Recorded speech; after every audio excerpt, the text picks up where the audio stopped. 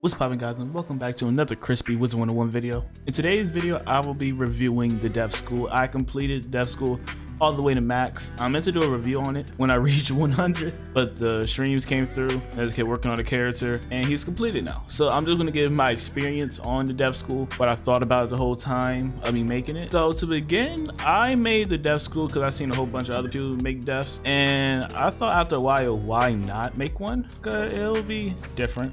I never really thought about using dev as a school, and I keep hearing folks being like, yo, it might be better than fire, so on and so on. I still think fire is the best, but I definitely think I definitely think death is a really good school to solo with, just like fire. First of all, if you get your health back like all the time, I mainly use like Scarecrow. I have Deer Knight. I rarely use Deer Knight. I'd rather just use Scarecrow, or if I can, Lulu. Those are my thing that I prefer using, and that's like most undeaf wizards use. And the damage isn't bad either. Like, you are able to also fight heavy bosses like by yourself. I was able to fight Old Cobb basically by myself. I went in with a myth, but I mainly did all the damage. My health was chilling. The myth, however, was taking hits, and he was able to heal otherwise. Now, I will say what the downside with death is that you are going to need to be at least a 48 to actually do some kind of work. Now, there are ways for you to get AoE spells before then, by using jewels or using the pet, all this extra stuff, but that's kind of going out of your way other than the game giving it to you, like Meteor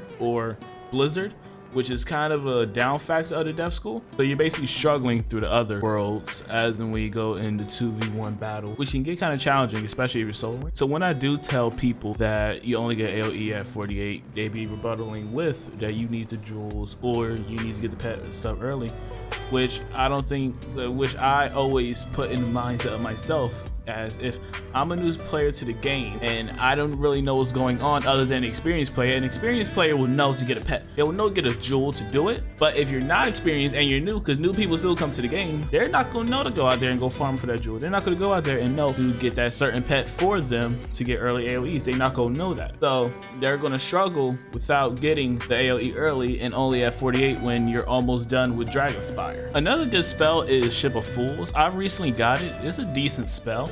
It's really decent damage. You need a bit of blades to one-shot it though. My damage is pretty decent. I got like 131 damage. You need a few blades to like one-shot folks though. It could be a little higher, but pretty good. Like I said, I have fun with it. The questing grind is a breeze. It kind of gets boring at times. This is how easy it is with death, like totally. Another downside is the overtime. The only overtime you have, or at least at an early level, is poison, which is 4 pips. And when you're at low level, your pips really matter. Your pips even matter at a high level, but they really matter at low level. So you really don't want to use poison all the time. And even when you fight other devs, since you got to convert, it's super easy. And the damage you do is phenomenal.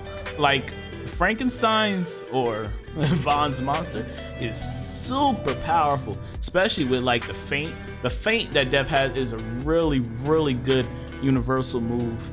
One of the best spells it could be in the game, honestly, because feint changes the game drastically, especially with damage, especially since you have opponent feint, a TC feint, a regular feint, wild on how much damage you can do. Also, dev has this really unique feature with their spells of taking health to go around absorbs, to where all the other schools will have to actually attack the absorb. If a life person casts an absorb spell, all dev had to do is use it, like steal your health kind of spell basically, and it will go right around the absorb. If you didn't know that, that's what happens if you're a dev, and you can if you see an absorb, you're a dev, just use like ghoul or Scarecrow and you won't have to worry about it at all. I don't even panic.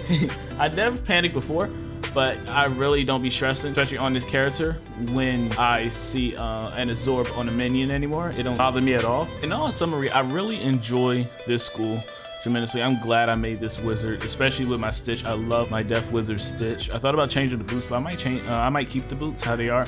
I really love the robe on this wizard and the hat. I think this amazing. Really love the style. And if you have a deaf wizard, let me know down in the comment section below on what you think of the deaf school, or even if you don't have a deaf wizard, let me know what you think of the deaf school in general. And you want to see more reviews on schools and have giveaways and walkthroughs and all the crispiest Wizard101 and Power101 content, make sure you subscribe and tap that like button and tap that notification bell. And make sure you follow your boy on Twitter and Instagram in the description down below. I appreciate you watching the full video. I appreciate all love and support, and I will see you all later. Peace.